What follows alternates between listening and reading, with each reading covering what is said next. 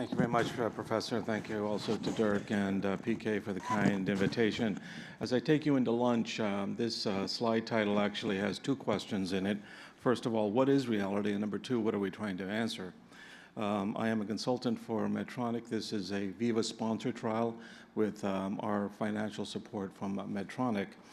So we understand that DCBs, as the data exists today, in task 2A and B lesions clearly appear to be safe and superior to balloon angioplasty.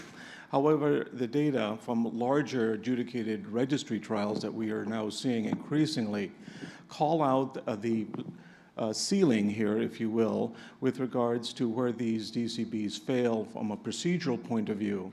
And indeed, as I always say, a DCB is a balloon before it is a drug delivery device. So the question then becomes, how do we start moving the science forward in addressing longer and more complex lesions in real-world patients to provide the results that we want? This has led, fortunately or unfortunately, to certain marketing slogans purporting combined atherectomy and DCB use, slogans such as gain and maintain, and my favorite, cut the crud, deliver the drug. Now, while these are reasonable hypotheses, these are not founded in any prospective adjudicated clinical data with regards to efficacy and safety. And so reality is, in part, an attempt to move things forward in that regard. This slide showed by Dr. Torsello several months ago at Link shows the amalgam of registry trial, both predominantly adjudicated and unadjudicated, with regards to increasing lesion lengths, as you can see here. We also see that as the lesion lengths increase in these complex lesions, that there's increasing prevalence of calcium. Now, as was alluded to, one man's calcium is another man's mild calcium, which is somebody else's severe calcium. That's an issue that I think we have to address also. But what you point out here is that as you combine lesion lengths and higher grades of calcium, however you wish to define those, that we start getting into increasing procedural failure, whether that be dissection or recoil, that drives stent use. And when we start moving out to 12 months in these complex lesions, it is very difficult for us to attribute any clinical benefit to the DCB, the drug that's been implanted as a Class 3 device, and or the actual nitinol stent, another Class 3 device.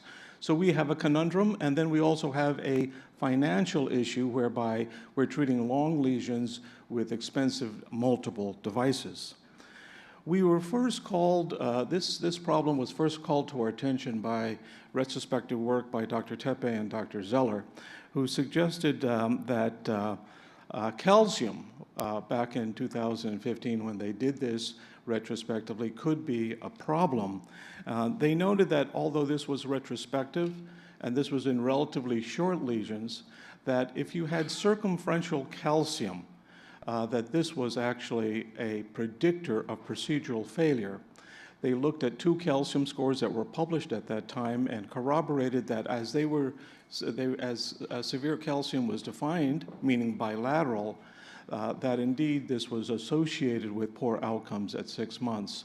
And then they hypothesized that, quote, vessel preparation, meaning an attempt to break down that barrier, that penetration, if you will, of the drug, hypothetically, into the vessel wall, may be a way that we can move forward. But it wasn't until really a small pilot study that identified some early hypotheses with how we should be able to deal with a combination specifically of directional atherectomy. And I think all the data and some of the information I'm going to suggest to you is really relevant to this one type of atherectomy and DCB. And this was the Definitive AR. Importantly, the DCB used here is not on the market. It was a Codevance balloon that was used at the time.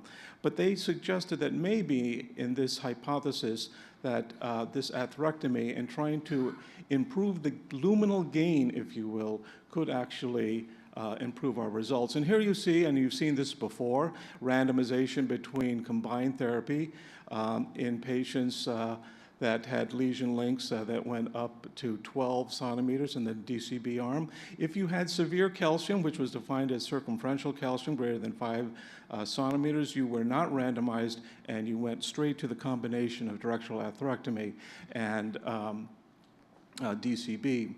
Now, this is the one-year data that I think suggests the important hypothesis that is the underpinning hypothesis of the reality trial, that if you spend your time and you do appropriate directional atherectomy and you achieve a post-directional atherectomy residual stenosis as adjudicated by a core lab, your one-year patency, both by angiography and by duplex, appears to be, again, this was an underpowered trial, appears to be superior at 1 year. Recently reported this suggested that this observation appears to hold tight at 2 years, but as this next slide shows, this was all basically hypothesized on a very, very, very small cohort of patients that were followed to 2 years, a total of 9 patients. Nonetheless, I think we have enough data to actually move forward and start looking at what we are looking at in the reality trial. And this is basically what type of lesions. I think no one would deny that this type of high calcification and occlusive disease that would not be put into any IDE trial is where we're trying to go to understand the safety and the effectiveness of this combination therapy. It's important that we're looking at the hypothesis of less than 30% residual stenosis as adjudicated by one core lab. We're looking at the incidence post-atherectomy of recoil. We're looking at the potential hypothesis of if we can remove the barrier, does this promote any clinical benefit out to 2 years? And we're doing this with several core labs. The specifics with regards to what we're doing both in the United States and Germany, and we're now really putting forth an IDE in the United States that will allow us to go up to 25 centimeters. In Germany, we're going up from 18 up to no lesion length, no upper lesion length. And again, 4 core labs, angiographic core lab, an IVUS core lab, a duplex Doppler core lab, and a histology core lab. We'll talk a little bit more about that in the remaining couple of minutes.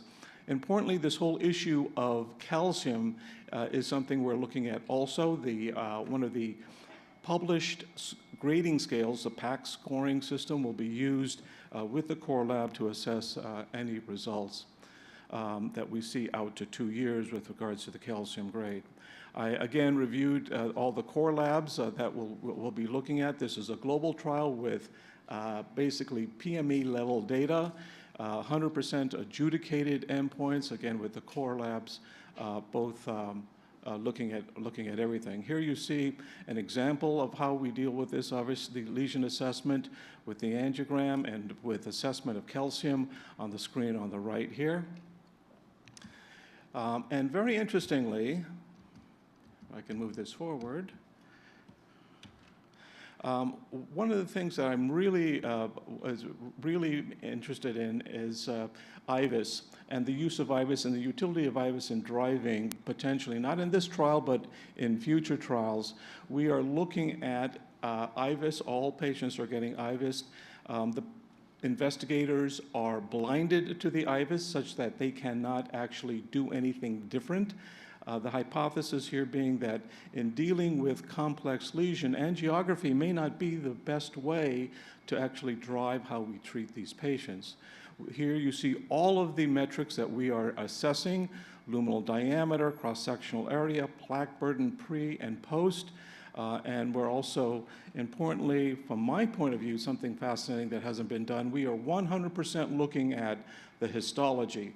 And these are some samples that are taken out of some of the study this far. Here you can see dysplastic bone. Here you can see deep wall injury, where we see internal and external elastic lamina, and obviously the potential safety concerns that drives. These are some of the things, again, that we're looking at with the extracted tissue. The depth of cut, inflammatory cell makeup, the stroma, and then other findings with regards to tissue weight, mineralization, and luminal atrophy. So in summing up, reality will ask questions. We will answer some questions, but it is my suspicion that in answering some, we will actually promote further questions as we look at atherectomy and whether directional atherectomy versus orbital versus laser versus rotational is the best methodology for vessel preparation. We're going to hypothesize that maximizing the gain prior to DCB is the way to go. And obviously, we'll look at the other metrics that I've just looked at and actually ask the question appropriately, is atherectomy, with regards to vessel prep, any superior to other devices? Thank you very much for your attention, and have a great lunch.